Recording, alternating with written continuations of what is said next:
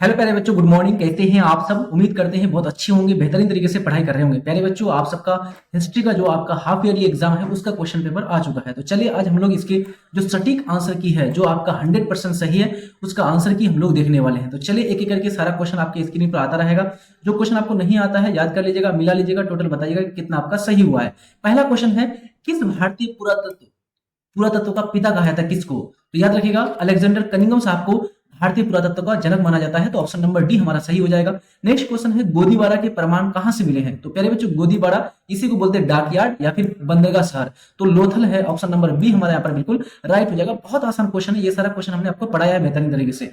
1922 में मोहनजोदड़ो की खोज किसने किया था? तो याद रखिएगा, मोहनजोदड़ो की जो खुदाई है ये आपका राखलदास बनर्जी, जिसको बोलते हैं आर डी बनर्जी के द्वारा। तो ऑप्शन नंबर सी हमारे यहाँ पर बिल्कुल सही हो जाएगा। अगला है आपका क्वेश्चन 4 नंबर का, कि कौन सी सभ्यता अपनी नगर नियोजन के लिए प्रसिद्ध था? तो बेहतरीन किस्म के नगर नियोजन आपको देखने को मिलेगा प्यारे बच्चों, सिंधु घाटी सभ्यता। ऑप्शन नंबर डी हमारा बिल्कुल सही हो जाएगा।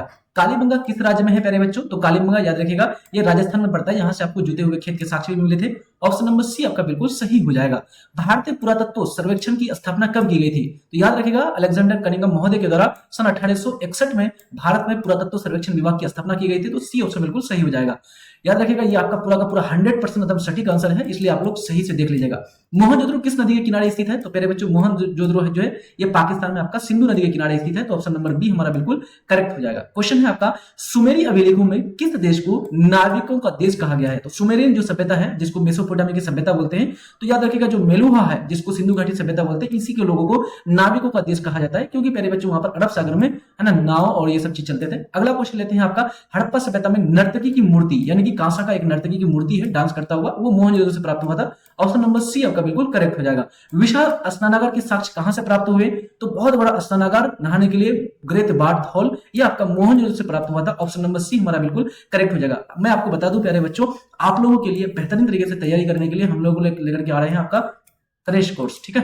तो इसके लिए आप लोग प्ले स्टोर में जाकर के उम्मीद क्लासेस एप्लीकेशन डाउनलोड कर लीजिएगा, वहां पर आपको मिल जाएगा सारी चीज, बेहतरीन तरीके से तैयारी हो जाएगी।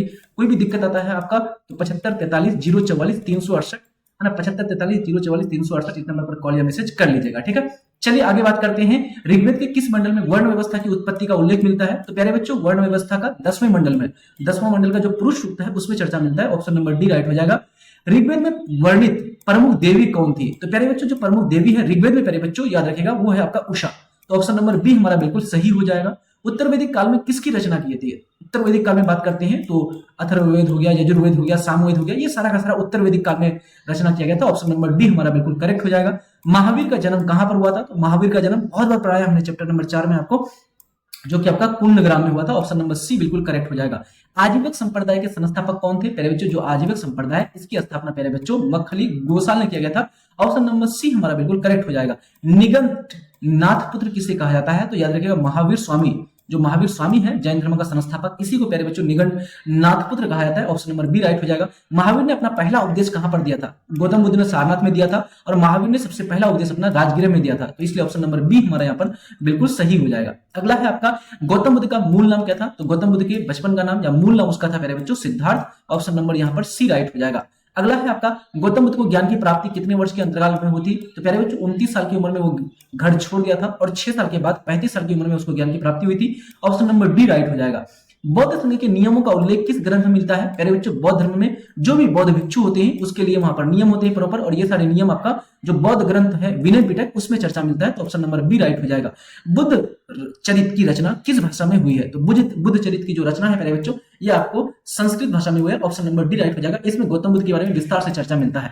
अगला है आपका, किसके संरक्षण में चौथी बौद्ध संगीति हुई थी? जो चौथी बौद्ध संगीति हुई थी प्यारे बच्चों, वो कनिष्क के काल में हुआ था, जम्मू कश्मीर में। तो ऑप्शन नंबर ए आपका बिल्कुल करेक्ट हो जाएगा।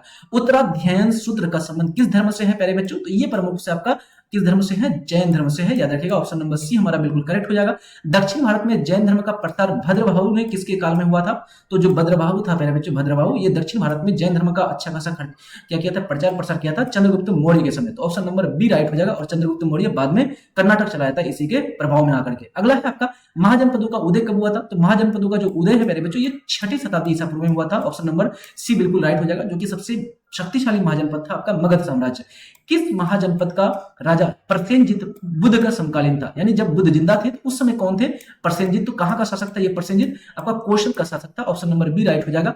गणतांत्रिक व्यवस्था किस महाजनपद में थी? तो विश्व का सबसे पहला गणतांत्रिक व्यवस्था ये वैशाली वज्जी वाला क्षेत्र। ऑप्शन नंबर डी हमारा बिल्कुल करेक्ट हो जाएगा। किसने मौर्य वंश की स्थापना किया था? तो बहुत हलवा क्वेश्चन है आपका, Chandragupta Maurya. Option number D हमारा बिल्कुल सही हो जाएगा।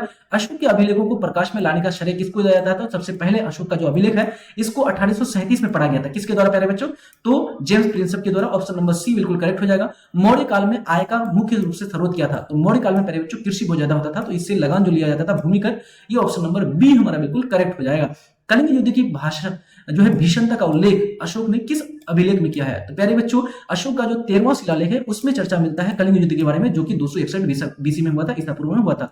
धम्म के प्रचार प्रसार करने के लिए धम्म महामात्र नामक पदाधिकारी का नियुक्त किया था। किसने किया था प्यारे बच्चों? अशोक ने किया था। यहाँ पर ऑप्शन नंबर हमारा बिल्कुल सी राइट हो जाएगा। अगला है सातवाहन जो शक्ति है इसकी पुनर्स्थापना किसने किया था? जो सातवाहन शासक है, तो इसमें एक प्यारे बच्चों प्रतापी शासक था जिसका नाम था गौतमीपुत्र सातकर्णी, है ना। तो ये ऑप्शन नंबर सी यहां पर बिल्कुल करेक्ट हो जाएगा।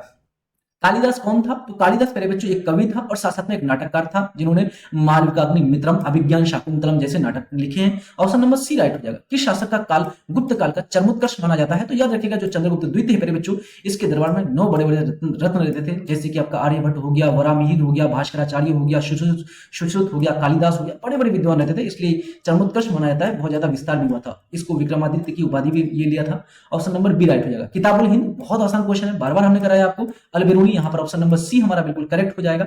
अगला है आपका प्यारे बच्चों नारियल तथा पान का वर्णन किस यात्री ने किया था? तो नारियल और पान का जो वर्णन है प्यारे बच्चों विस्तृत रूप से अपनी किताब रेहला में किया था। किसने? इब्न बतूता ने। ऑप्शन नंबर बी राइट हो जाएगा। अलबेरूनी किस शताब्दी में भारत में आया था? अलबेरूनी प्यारे बच्चों जो है ये महमूद गजनवी के साथ आया था 11वीं शताब्दी के आसपास, याद रखिएगा। ऑप्शन नंबर सी राइट हो जाएगा। इब्न बतूता कहां से आया था? अफ्रीका का एक देश है मोरक्को, तो मोरक्को से आया था प्यारे बच्चों Ibn Battuta. Option number C right हो जाएगा। सारे बच्चे प्ले स्टोर में जाकर के UMID उम्मीद क्लासेस ये एप्लीकेशन आप लोग डाउनलोड कर लीजिएगा, वहां पर बेहतरीन तरीके से ये पीडीएफ आपको वहीं पर मिल जाएगा। जितने भी सब्जेक्टिव क्वेश्चन है प्यारे बच्चों वो सब्जेक्टिव क्वेश्चन भी आपको वहां पर मिल जाएगा, ठीक है, सटीक ये पीडीएफ मिल जाएगा। अगला है आपका इब्न क्वेश्चन है किताबुल हिंद किस भाषा में लिखा गया है? तो किताबुल हिंद जो है अलबेरूनी के द्वारा अरबी भाषा में लिखा गया है, याद रखिएगा। ऑप्शन नंबर बी राइट हो जाएगा। रेहला इसके लेखक कौन है? तो रेहला ये लिखा गया है प्यारे बच्चों फारसी में, जो कि आपका इब्न बतूता के द्वारा। ऑप्शन नंबर बी राइट हो जाएगा। अगला है सुल्तान मोहम्मद बिन तुगलक ने किसको जो है दिल्ली का काजी यानी दिल्ली का न्यायाधीश नियुक्त किया था? तो प्यारे बच्चों जो आपका इब्न बतूता है इसी को इन्होंने क्या बनाया था? काजी बनाया था दिल्ली का। ऑप्शन नंबर सी राइट हो जाएगा। अब्दुल रज्जाक समरकंदी ने भारत का भ्रमण कब किया था? प्यारे बच्चों अब्दुल रज्जाक ये फारस यानी ईरान का व्यक्ति था और ये प्यारे बच्चों विजयनगर साम्राज्य आया था। कब आया था? 15वीं शताब्दी में आया था। ऑप्शन नंबर सी राइट हो जाएगा। बर्नियर भारत में कितने वर्ष तक था? तो बर्नियर जो है भारत में लगभग 12 साल तक था। ऑप्शन नंबर डी राइट हो जाएगा। दारा शिको का चिकित्सक कौन था? प्यारे बच्चों दारा शिको जो इसका जो चिकित्सक था, इसका जो डॉक्टर था प्यारे बच्चों वो था आपका बर्नियर। ऑप्शन नंबर ए आपका सही हो जाएगा। Travels in the Mughal empire ये तो बहुत इंपोर्टेंट है क्वेश्चन, बार बार पूछे जाता है आपको। Travels in the Mughal empire ये प्यारे बच्चों आपका बर्नियर। ऑप्शन नंबर सी बिल्कुल करेक्ट हो जाएगा। निम्न में से डच यात्री कौन था? कौन था प्यारे बच्चों? डच यानी नीदरलैंड का। तो याद रखिएगा इसमें से प्यारे बच्चों कोई भी नहीं आंसर होगा, क्योंकि यहाँ पर अगर बात करते हैं अब्दुल रजाक ये आपका ईरान का था, बर्नियर आपका फ्रांस का था, है ना, फ्रांस में बर्नियर। कैप्टन हॉकिंस ये इंग्लैंड का था, निकोलो कोट्टी ये इटली का था। तो इसमें से कोई भी आंसर नहीं है, ये क्वेश्चन आपका गलत दिया गया है, ठीक है। यहाँ पर आप लोग इस क्वेश्चन को छोड़ ही देना, टिक मत मारना, ठीक। अगला है आपका मुगल शहरों को शिविर नगर के रूप में किसने वर्णित किया था? कि शिविर नगर के रूप में, ठीक है। तो यहाँ पर आपका जो बर्नियर है इन्होंने घोषित किया था शिविर नगर के रूप में। ऑप्शन नंबर डी राइट हो जाएगा। किस यूरोपीय यात्री ने सती प्रथा का विस्तृत रूप से वर्णन किया था? तो प्यारे बच्चों वो व्यक्ति आपका बर्नियर, इन्होंने सती प्रथा का उल्लेख किया गया था। और एक व्यक्ति है आपका इब्न बतूता, उन्होंने भी अपना आंखों देखा हाल बताया था। ऑप्शन नंबर डी राइट हो जाएगा। 15वीं शताब्दी में भारत आने वाला अफनासी निकेतन किस देश से संबंधित था? तो 15वीं शताब्दी में आने वाला जो अफनासी निकेतन है प्यारे बच्चों ये आपका रूस का था। कहां का था? रूस का था। ऑप्शन नंबर डी राइट हो जाएगा। अगला है नयनार किस देवता की पूजा करते थे? जो नयनार लोग थे प्यारे बच्चों, नयनार एक आपका अलवार है, एक आपका अलवार है और एक आपका नैनार है। अलवार लोग विष्णु की पूजा करते थे और नैनार लोग आपका शिव की पूजा करते थे, भगवान शिव की पूजा करते थे। तो यहाँ पर ऑप्शन नंबर नैनार का क्या हो जाएगा? भगवान शिव, आपका सी ऑप्शन बिल्कुल करेक्ट हो जाएगा। पुरी के जगन्नाथ मंदिर में किस देवता की पूजा की जाती है? कृष्ण, बलराम, सुभद्रा या फिर इनमें से सभी? तो यहाँ पर प्यारे बच्चों आपका कृष्ण भगवान। ऑप्शन नंबर ए आपका बिल्कुल करेक्ट हो जाएगा। 12वीं शताब्दी वन सेकंड प्यारे बच्चों, यहाँ पर हाँ पुरी के जगन्नाथ मंदिर, यहाँ पर कृष्ण नहीं होगा, यहाँ पर आपका है ना, यहाँ पर आपका सी बिल्कुल राइट हो जाएगा, सुभद्रा है ना। और याद रखिएगा जो आपका प्यारे बच्चों वैष्णव धर्म है वो भगवान विष्णु की पूजा करते हैं, और यहाँ पर आपका यहाँ पर बात करते हैं जगन्नाथ की पुरी का, तो सी ऑप्शन सुभद्रा सही हो जाएगा। 12वीं शताब्दी में कर्नाटक में वीर शैव परंपरा, जो वीर शैव परंपरा है जिसमें भगवान शिव को सर्वोच्च ईश्वर माना जाता है, तो वो आपका ये आंदोलन चलाया गया था, नेतृत्व में आपका बसवन्ना ने किया था। ऑप्शन नंबर डी राइट हो जाएगा। ये हमने पढ़ाया भी था आपको विचारक विश्वास और इमारत वाला चैप्टर में। निम्नलिखित में से कौन अलवार संतों की रचना है? इसमें से अलवार संतों की रचना बताना है आपको, तवरम या फिर आपका नलियरा दिव प्रबंधम, तो ये आपका दोनों हो जाएगा, ऑप्शन नंबर ए और बी दोनों सही हो जाएगा। अलवार किस देवता की उपासना करते थे प्यारे बच्चों? तो अलवार लोग आपका भगवान विष्णु की पूजा करते थे, ऑप्शन नंबर बी आपका राइट हो जाएगा। निम्नलिखित में से कौन स्त्री जो है नैनार संत थी? आपको नैनार संत बताना है प्यारे बच्चों। इसमें से आपका जो है कराइकल अम्बियार जो है ये प्यारे बच्चों नैनार एक संत थी, ऑप्शन नंबर बी राइट हो जाएगा। अगला है आपका मीराबाई किस राज्य से संबंधित है? तो मीराबाई प्यारे बच्चों ये आपका राजस्थान से, कहां से? राजस्थान से, ऑप्शन नंबर सी आपका बिल्कुल करेक्ट हो जाएगा। निम्नलिखित में से कौन जो संत है जो अपने को विष्णु की प्रेयसी मान देती है ना, विष्णु की प्रेयसी, तो यहां पर आपका ऑप्शन नंबर अंडाल हो जाएगा, ये अपने को विष्णु की प्रेयसी मानती थी है ना, तो ऑप्शन नंबर बी राइट हो जाएगा। अगला है तंत्रिका पूजा है ना, तंत्रिका पूजा पद्धति में किसकी पूजा किया जाता है? तो याद रखिएगा तंत्रिका पूजा में ये आपका भगवान विष्णु की पूजा किया जाता है, ऑप्शन नंबर बी आपका बिल्कुल करेक्ट हो जाएगा, सही हो जाएगा। अगला है आपका क्वेश्चन नंबर 60, किस देश से आए हुए मुसलमानों को ताजिक कहा जाता है? तो याद रखिएगा ताजिक, तो ताज से आता है, ताजिक से ताजिकिस्तान, तो ताजिकिस्तान से आए हुए लोगों को ही बोलते हैं Tajik, option number C right हो जाएगा। शेख निजामुद्दीन औलिया का दरगाह कहां पर है? तो निजामुद्दीन औलिया का दरगाह प्यारे बच्चों आपको दिल्ली में देखने को मिलेगा। अजमेर में आपका ख्वाजा मोइनुद्दीन चिश्ती का दरगाह है, तो ऑप्शन नंबर डी राइट हो जाएगा। अगला है सूफी सिलसिला का शाब्दिक अर्थ क्या है? तो सूफी सिलसिला का जो शाब्दिक अर्थ होता है वो होता है प्यारे बच्चों जंजीर, यानी कि एक दूसरे से जकड़ करके जुड़ करके रखना, ऑप्शन नंबर ए राइट हो जाएगा। अगला है पद्मावत की रचना, प्यारे बच्चों पद्मावत की जो रचना है मलिक मोहम्मद जायसी के द्वारा किया गया है, ऑप्शन नंबर बी, ये आप लोग को हिंदी में पढ़े होंगे आप लोग। अगला है आपका आदि ग्रंथ साहिब का संकलन किसने किया था? तो आदि ग्रंथ साहिब जो है प्यारे बच्चों ये आपका सिख धर्म से संबंधित है, इसकी रचना गुरु अर्जुन देव के द्वारा किया गया था, ऑप्शन नंबर डी आपका बिल्कुल करेक्ट हो जाएगा। अगला है आपका कबीर से संबंधित दोहे किस पुस्तक में संकलित किए गए हैं? तो कबीर से संबंधित जो दोहे हैं प्यारे बच्चों वो आपको बीजक ग्रंथ में देखने को मिलेगा, ऑप्शन नंबर ए आपका बिल्कुल सही हो जाएगा। निम्न में से किसका संबंध चिश्ती सिलसिला से है? तो चिश्ती सिलसिला प्यारे बच्चों याद रखिएगा शेख निजामुद्दीन औलिया, आपका ऑप्शन नंबर यहाँ पर बी हो जाएगा। अगर यहाँ पर ख्वाजा मोइनुद्दीन चिश्ती रहता तो वो भी हो जाता, ठीक, तो यहाँ पर बी ऑप्शन बिल्कुल करेक्ट हो जाएगा। अगला है शेख मोइनुद्दीन चिश्ती की जीवनी मुनिस अल अरवाह, बहुत सारा यहाँ पर क्वेश्चन किताब से दिया गया है इसलिए आप लोग अच्छे से पढ़िएगा, ठीक है। मुनिस अल अरवाह ये किसके द्वारा लिखा गया है? तो प्यारे बच्चों ये जहां आरा के द्वारा लिखा गया, ऑप्शन नंबर डी राइट हो जाएगा। विजयनगर साम्राज्य की स्थापना प्यारे बच्चों हरिहर और बुक्का ने किया था, 1336 में किया था संगम वंश का स्थापना है ना, विजयनगर साम्राज्य, तो डी ऑप्शन राइट हो जाएगा।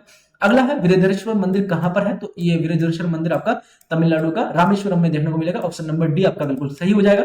विजयनगर साम्राज्य का पहला राजवंश कौन सा था? तो सबसे पहला जो था वो था संगम, फिर आपका संगम वंश, सलव वंश, तुलु वंश और फिर आपका अरावली वंश, ठीक है, तो ऑप्शन नंबर ए यहाँ पर आपका बिल्कुल सही हो जाएगा। अगला है किस शासक ने विजयनगर के समीप जो है नगलपुरम नामक उपनगर की स्थापना किया गया था प्यारे बच्चों? तो यहाँ पर विजयनगर के समीप निकट आपका नगलपुरम ये बनाया था आपका कृष्णदेव राय ने। इन्होंने किताब लिखा था आमुक्तम माल्यद जो कि तमिल भाषा में था, ठीक। तालीकोटा का लड़ाई कब हुआ था? तो तालीकोटा का जो लड़ाई है प्यारे बच्चों ये 1565 में हुआ था तालीकोटा का लड़ाई, ऑप्शन नंबर डी राइट हो जाएगा।